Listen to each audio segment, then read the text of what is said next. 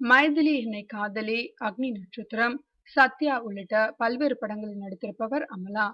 நடிகர் நாகார்ஜுனாவை காதலித்து மணந்தார். 24 வருட குடும்ப வாழ்க்கைக்கு பிறகு சமீபத்தில் அம்மா வேடத்தில் நடித்திருந்தார். தொடர்ந்து நடிப்பீர்களா என்று கேட்டதற்கு அவர் கூறியிருப்பதாவது: நடிப்பை விட்டு விலகி பல வருடங்கள் ஆகிவிட்டது. மீண்டும் நடிக்க கேட்டு வாய்ப்பு வந்த போது ஏற்கவில்லை. இயக்குனர் மகேஷ் பட் தான் இயக்கும் அமாரி தூரி ககானி படத்தில் நடிக்க கேட்டு காத்திருந்தார். அம்மா வேடம் ஒரு நாள் தான் படப்பிடிப்பு என்றார். ஒப்புக்கொண்டேன். நிறைய படங்களில் நடிக்க ஆசை இருந்தாலும் குடும்ப பொறுப்பு கை நிறைய இருப்பதால் நடிப்பதை தவிர்த்து வருகிறேன். எனக்கேற்ற வேடமாக இருந்தால் ஏற்பேன்.